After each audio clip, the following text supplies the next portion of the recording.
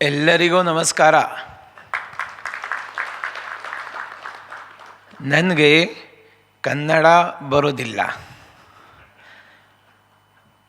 मैंने जब तृतीय वर्ष का ट्रेनिंग किया तो कन्नड़ा गीत सीखा. हम सब आरएसएस में से ही निकले हैं. कृष्णा जी है, हम है, लघु उद्योग भारती है. भेदभाव बिट्टु बन्नी मिट्टी बन्नी दीनते, प्रांत जाति पंथ पक्ष किंतु मुख्य एकते, राष्ट्रभक्ति नित्यऊ, हिंदू राष्ट्र सत्यऊ, माड़ी सबड़ गुड़सी सत संकल्पवा. बराबर है ना कन्नड़ी? थोड़ा थोड़ा थोड़ा. अरे सिट्टी विट्टी मारने वाले भी है क्या? मजा आ गया. इंग्लिश बरोते मूड नहीं है. लेकिन मंच पर विराजमान Manoj Jain ji, CMD BEL Bharat electronics limited, AVM Shri Rishi Seth ji. देखिए, एक सेठ आने वाले थे, वो नहीं आए. निराश होने का कारण नहीं, दूसरे सेठ बैठे हुए हैं यहाँ पर.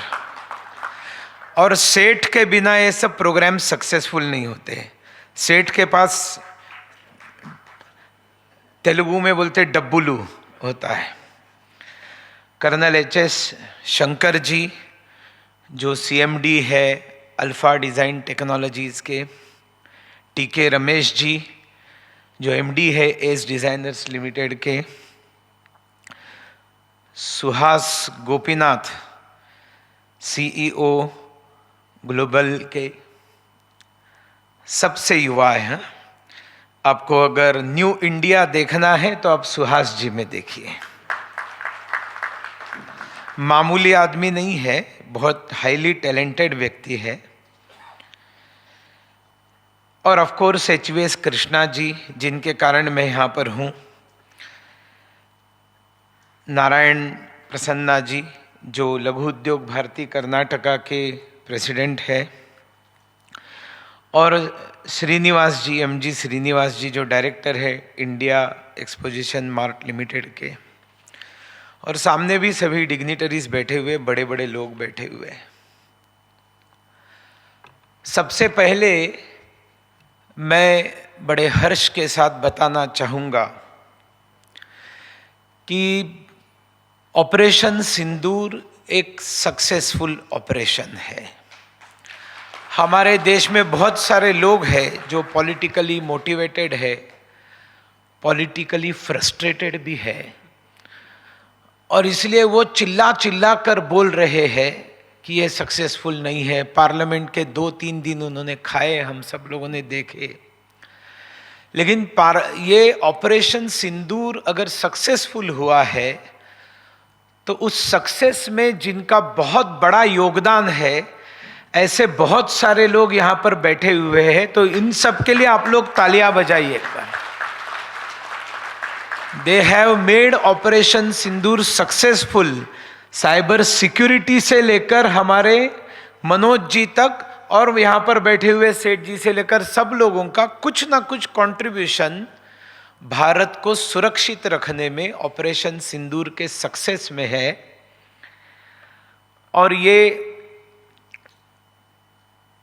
ऐसा ऑपरेशन हुआ है कि आप लिख लीजिए, आने वाले कम से कम 15-20 साल पाकिस्तान भारत को कभी न्यूक अटैक की धमकी देने की पोजीशन में ही नहीं रहा है. और इसमें इन लोगों का हाथ है. इसलिए मैं आप लोगों को प्रणाम करता हूं. सबको 10-10 मिनट दिए थे. कोई 2 मिनट बोला, कोई 4 मिनट बोला.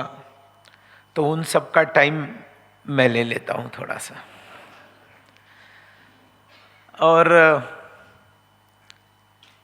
in my introduction it was not told that I am basically MSc B.Ed and I was a teacher in school, higher secondary school. So being a teacher, I have bad habit. Unless and until bell rings, I don't stop my speech. And they are all gentlemen. They have not organized any bell over here. And I am into politics as well. I was National Secretary of Bharatiya Janata Party for 5 years. In politics, everyone wants mic and nobody wants to leave mic. सब लोग सिर्फ टांग ही नहीं खींचते हैं, कुर्ता भी खींचते हैं पीछे से, बैठ जा बैठ जा। इनका डिस्टेंस भी लंबा है और सब सज्जन है तो ये कोई करेंगे नहीं। लेकिन आप लोगों को रिलीफ ये है कि इसके बाद में इमीडिएटली भोजन करना है सबको, और भोजन मुझे भी करना है और भूख मुझे भी लगी हुई है, इसलिए मैं जल्दी छोड़ दूंगा। बहुत कुछ मैं लिख कर लाया था, लेकिन इतना सब बताने के बजाय आपने कहा मनोज जी पिक्चर अभी बाकी है, ये कर्टन रेजर प्रोग्राम है। एक्चुअली ये कर्टन, ये पर्दा मेरे हाथों उठने वाला नहीं था। ये ऑनरेबल मिनिस्टर संजय सेठ जी यहाँ आने वाले थे, ऑनरेबल मिनिस्टर शोभा जी यहाँ आने वाली थी, लेकिन ऊपर में बैठे मोदी जी, और वो जब बताते हैं तब वो सब लोगों के लिए एक ऐसी चीज हो जाती है कि बाकी सब बाजू में रखकर वो करना हमारी प्रायोरिटी बन जाती है, और बननी ही चाहिए। क्योंकि अगर लास्ट 11 इयर्स में सबसे बड़ी अगर कोई बात हुई है जिसे आप सब लोग एग्री करेंगे, भारत का कॉन्फिडेंस नरेंद्र मोदी जी ने रीगेन किया है। एम आई राइट? एम आई राइट?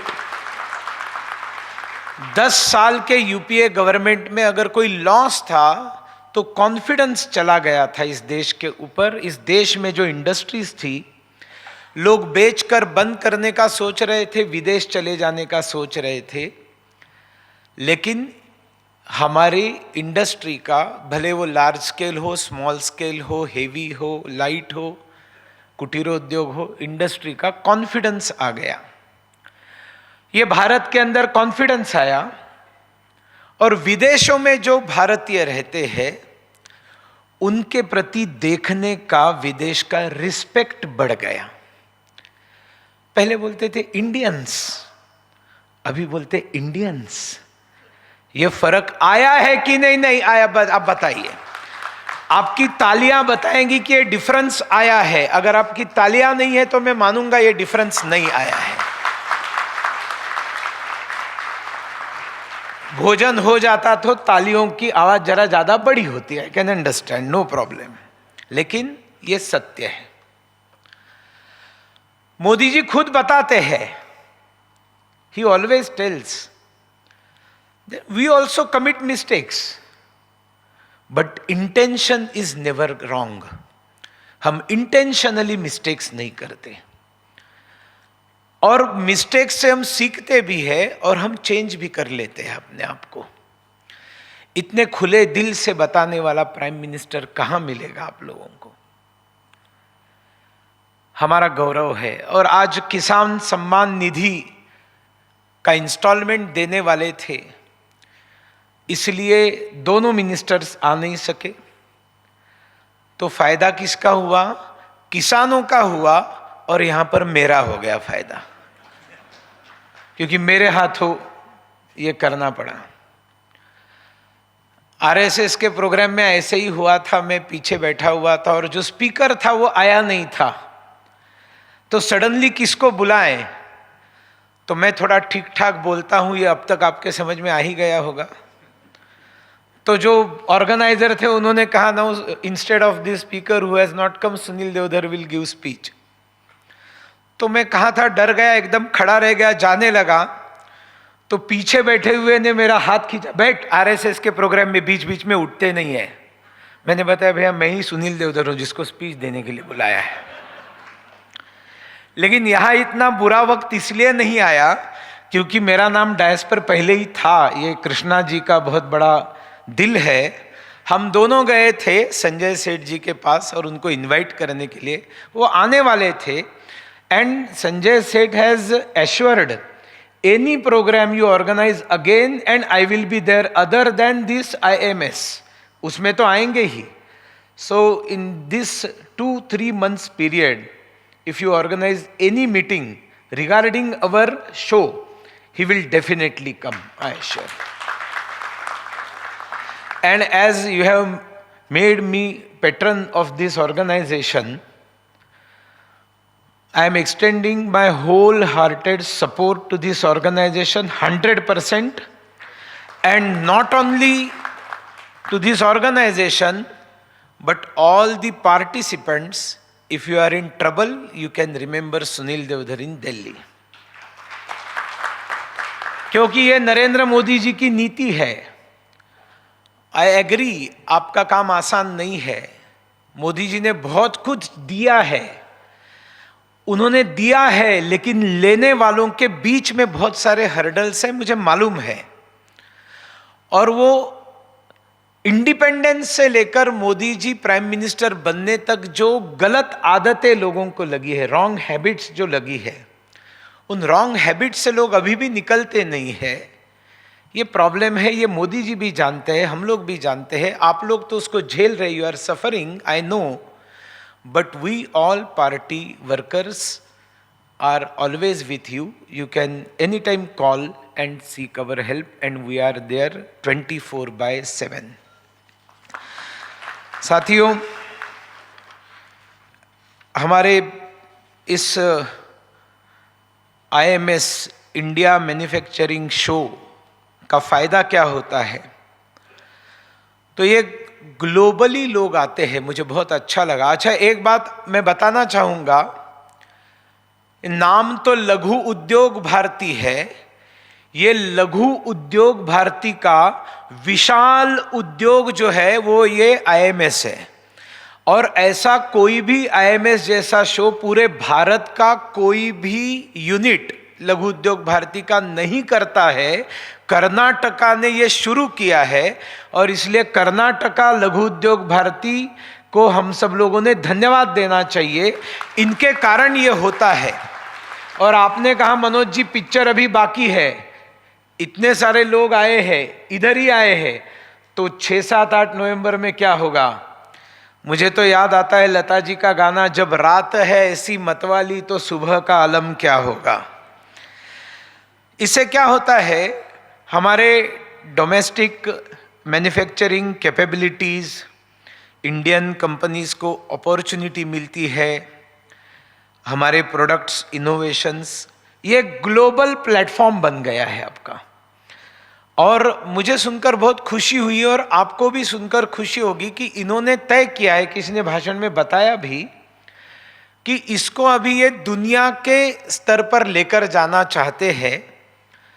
और पूरी दुनिया के साथ भारतीय इंडस्ट्रीज, खास करके MSMEs को फोकस करके दुनिया के पास लेकर जाने का भी इनका ड्रीम है. 3-4 साल में आपने कहा है, लेकिन मैं आपको 3-4 साल इतना टाइम देने के लिए तैयार नहीं हूँ. जल्द से जल्द 1-2 साल में ही इसके बारे में सोचिए. और बड़े बड़े देश छोड़ दीजिए, बड़े बड़े देशों की बड़ी बड़ी बातें होते हैं, उनके राष्ट्राध्यक्ष बड़ी बड़ी बातें करते हैं, वो बड़े बड़े टैरिफ भी लगाते हैं, उनको छोड़ दीजिए.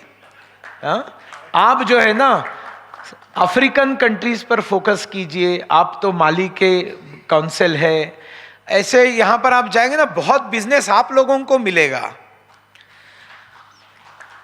इन्होंने, कृष्णा जी ने माली देश के साथ जो काम किया, और जो हैंडलूम का, जो कॉटन का, टेक्सटाइल का जो आपने एक्सपोजर उधर दिलाया, उन लोगों को बुलाया, और वो तमिलनाडु, कर्नाटका सब जगह पर घूमकर देखे, और इतने इम्प्रेस्ड हो गए माली देश के लोग कि उन्होंने इनको माली का काउंसिल बनाया.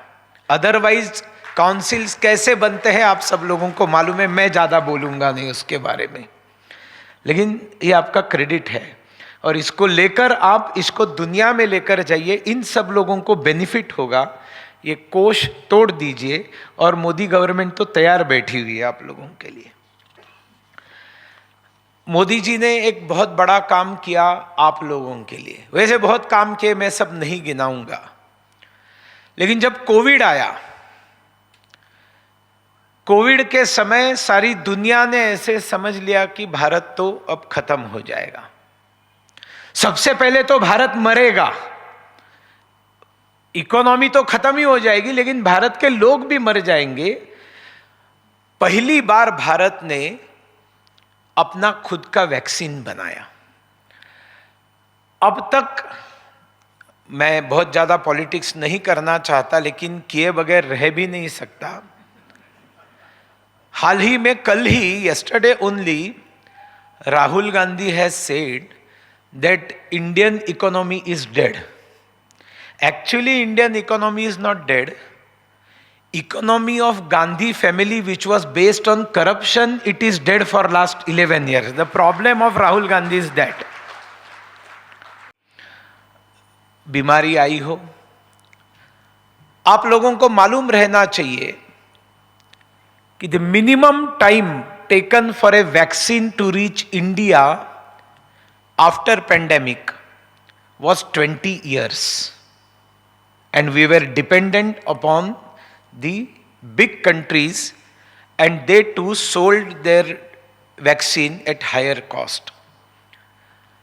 And the maximum time taken for a vaccine to reach India was 35 years. Just think, Modi ji ने अगर नहीं सोचा होता कि हम इंडिया में वैक्सीन बनाएंगे और हम इंतजार करते कि कोई हमें वैक्सीन देता, कम से कम 1 करोड़ लोग और मरते, मिनिमम 1 करोड़ डेथ होती हमारे देश में। मोदी ने कहा कि भारत वैक्सीन बनाएगा। ये मेक इन इंडिया नहीं है, ये मेड इन इंडिया वैक्सीन है। और पूरे भारत को उन्होंने दिया वैक्सीन, 225 करोड़ वैक्सीन दिए हैं। मैं आपको उल्टा क्वेश्चन पूछता हूं, अगर Narendra Modi made in India vaccine नहीं बनाते तो दुनिया का ऐसा कौन सा मायका लाल देश है जो भारत को 225 करोड़ वैक्सीन देता? कौन देता? They are not able to vaccinate their own country, तो हमको कौन देता? तो कभी ये सब बातें भूलिएगा नहीं, और खास करके इलेक्शंस के समय तो बिल्कुल मत भूलिएगा। याद रखिएगा कि हमें बचाया है उस व्यक्ति ने, 100 देशों को बचाया है। अच्छा, आप सब लोग बहुत बड़े बड़े लोग हैं, तो आप लोगों के नियरेस्ट डियरेस्ट लोग सब विदेश में होंगे 100%। कोई देश ऐसा नहीं था कि जिन्होंने अपने पॉपुलेशन को ओन किया जो दूसरे देश में रहते थे। Only Modi, only India. आपको पता है 1,97,00,000 Indians were brought from different countries to India under Vande Bharat mission.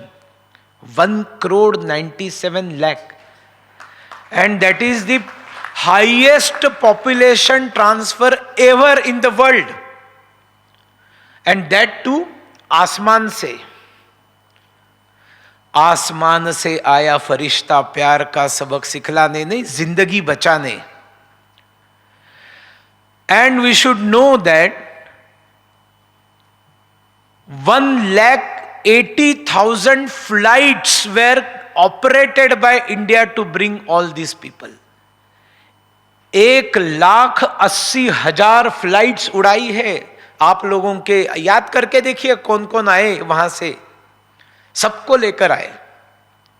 बहुत सारे देश थे कि जो नहीं कर सकते थे, विमान उनके देश के ऊपर से जाते थे। मोदी को रिक्वेस्ट किए कि आप तो जा ही रहे, हमारे देश के लोग वहां फंसे हुए हैं, थोड़ा सा यहां पर ड्रॉप करके चले जाइए। मोदी जी ने ऐसे सैकड़ों देशों के लोगों को भी ड्रॉप करके हमारे यहां आने का काम किया है।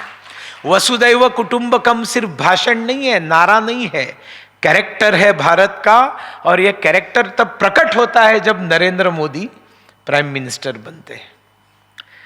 G20 ने कितना फायदा किया है आप लोग थोड़ा इमेजिन कीजिए। G20 में आते थे तो 2-4 शहरों में आकर चले जाते थे। भारत के 55 सिटीज में G20 के लोग गए और उन्होंने छोटे छोटे शहरों की सुंदरता देखी। हर जगह पर हर जिले का एक प्रोडक्ट है, उसको दिखाने का काम किया है। कितने टूरिस्ट यहां आने की इच्छा रख रहे हैं, आप कल्पना कीजिए। कितने लोग इन्वेस्ट करने के लिए आना चाहते हैं, आप कल्पना कीजिए। $500 बिलियन का तो कम से कम हमारे 10 साल में एफडीआई बढ़ा हुआ है भारत का। राहुल गांधी ये सब देख नहीं सकते, क्योंकि वो देखना नहीं चाहते, ये सुन नहीं सकते, because he hears but he never lessons. That is the problem of Rahul Gandhi. तो इसलिए साथियों, मैं यहां लिखकर बहुत कुछ लाया था, लेकिन मैं बहुत ज्यादा बोलूंगा नहीं, क्योंकि ऑलरेडी बहुत ज्यादा बोल चुका हूं। स्टार्टअप्स की बात हुई यहां पर। Do you know, before Modi became prime minister 500 startups थे मैक्सिमम इस देश के अंदर। अभी कितने हैं? 1.25 lakh startups are there in our country. 1.25 lakh startups. 1.25 lakh. 500 किधर है, 1.25 लाख कहां है? Encouragement, confidence, support. एमएसएमईज को भी बताया है ना, 59 मिनट्स में 5 करोड़ का लोन। मोदी है तो मुमकिन है। हाँ, लेकिन इन्होंने बताया, राइटली सेड, कि डॉक्यूमेंटेशन आपने पूरा रखना चाहिए। 1% भी डॉक्यूमेंटेशन नहीं है तो बड़े बड़े काम अटक जाते हैं। आप बोलेंगे नहीं हमारा डॉक्यूमेंटेशन कम है और फिर हमको 59 मिनट्स में 5 करोड़ का लोन नहीं मिलता है, तो उसके लिए मोदी रिस्पॉन्सिबल नहीं है। हम अपनी रिस्पॉन्सिबिलिटी से भागना नहीं है। मोदी ने हमारे लिए रास्ता खोल के रखा हुआ है। और फिर देश और दुनिया को तो वैक्सीन से बचाए, ठीक है, लेकिन इकोनॉमी को कैसे बचाया? देखिए, पूरे दुनिया की इकोनॉमी सफर हुई है, सिर्फ भारत की नहीं। लेकिन कोविड के टाइम मोदी जी ने भारत के जीडीपी के 10% का आपको 20 लाख करोड़ का आत्मनिर्भर पैकेज दिया। सबसे ज्यादा फायदा एमएसएमईज को हुआ या नहीं हुआ? दिल पे हाथ रखकर सोचिए। कहते हैं आदमी को रोज एक मछली देने के बजाय उसको मछली पकड़ना सिखाइए तो अपने आप रोज एक मछली खाएगा। कोई कहता है कि बजाय के मछली दे उसको फिशिंग रॉड दीजिए और मछली पकड़ना सिखाइए। ये 20 लाख करोड़ का आत्मनिर्भर पैकेज ये फिशिंग रॉड था जिससे आप लोग फिशिंग करना शुरू किए हैं। किसी को जमा नहीं तो वो उसकी गलती नहीं है। अड़चन है तो उसको दूर करने के लिए हम लोग हैं। 100% कभी सेटिस्फैक्शन मिलता नहीं है। आप भी पूछिए, आपको आपके घर में मिलता है क्या 100% सेटिस्फैक्शन? पत्नी से जो चाहिए वो पति को मिलता है, पति को जो चाहिए पत्नी से मिलता है, बच्चों को जो चाहिए माँ बाप से मिलता है, माँ बाप को जो चाहिए बच्चों से मिलता है। 100% कुछ नहीं होता है।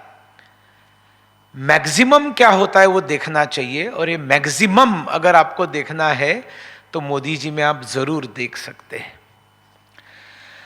आरएसएस 100 साल पूरे कर रहा है और लघु उद्योग भारतीय संघ के स्वयंसेवकों ने स्थापन किया हुआ ऑर्गेनाइजेशन है। और हम लोगों का आईएमएस का बहुत बड़ा सौभाग्य है कि when RSS is going to complete 100 years, our IMS this time show will be inaugurated at the hands of पूजनीय सरसंघ चालक मोहनराव भागवत जी। बाकी भी बहुत लोग आएंगे, लेकिन सरसंघ चालक जी का आशीर्वाद ये हमारे लिए बहुत बड़ा आशीर्वाद, ऐसा मैं मानता हूं। साथियों, ये एक बहुत सुंदर इनिशिएटिव है। इसमें पार्टिसिपेट कीजिए, पूरा समय इसमें दीजिए, अच्छा से अच्छा प्रेजेंटेशन बनाकर दिखाए। हाँ, ये जो कर्टन रेजर के बाद जो डॉक्यूमेंट्री दिखाई ना, एक्सेलेंट डॉक्यूमेंट्री है। बनाने वालों को मैं बहुत बहुत बधाई देता हूं। और जितनी डॉक्यूमेंट्री सुंदर है, ये तो पिछले 2 साल पहले की है, उससे ज्यादा इस साल का हो, जैसे सूरज धीरे धीरे उगते जाता है तो रोशनी ज़्यादा प्रखर होती है। अभी ये कितना अपना 8th शो है ना होने वाला, नहीं अभी जो होगा वो 7th है। तो सप्तर्षियों की तरह से ये 7वां शो सक्सेसफुल करने में आप सभी अपनी अपनी भूमिका अदा कीजिए। खुद के लिए तो जिएगा, लेकिन देश के लिए भी जिएगा, देश का नाम रोशन करेगा। कल ही लोकमान्य बाल गंगाधर तिलक जी की डेथ एनिवर्सरी होकर गई। When he came from Mandale, he was into jail for 6 years. When he came back, his wife was no more, but his son was there. And while talking to his son, he said that your mom wanted you should grow, you should go ahead in your life. Even I want you to grow in your life. If you want to start your own business, even if you want to make shoes, there is no problem, you go ahead. But see that your shoes will get demand across the globe. ये vision जो लोकमान्य तिलक जी अपने बेटे को बताते हैं कि जूता बनाओ, लेकिन तुम्हारे जूते को दुनिया में मांग होनी चाहिए, ऐसा जूता बनाओ। इसी को मोदी जी कहते हैं लोकल के लिए वोकल हो जाइए पहले, और लोकल को ग्लोबल बनाइए। और ऐसे लोकल को ग्लोबल बनाने की रिस्पॉन्सिबिलिटी जिनके ऊपर है वो सब सामने बैठे हुए हैं। मैं आपको बहुत बहुत शुभकामना देता हूं। और भाषण खत्म करने से पहले थोड़ा जरा देश की जय जयकार, और अपने थोड़ा सा बैठ कर बोर हो गए ना, थोड़ा हाथ वगैरह ऊपर करेंगे तो एक्सरसाइज भी हो जाएगी और हम मातृभूमि की जय जयकार भी करेंगे। जरा सब लोग हाथ ऊपर करिए भारत माता की जय बोलने के लिए। आप सभी मेरे भाई, भारत माता की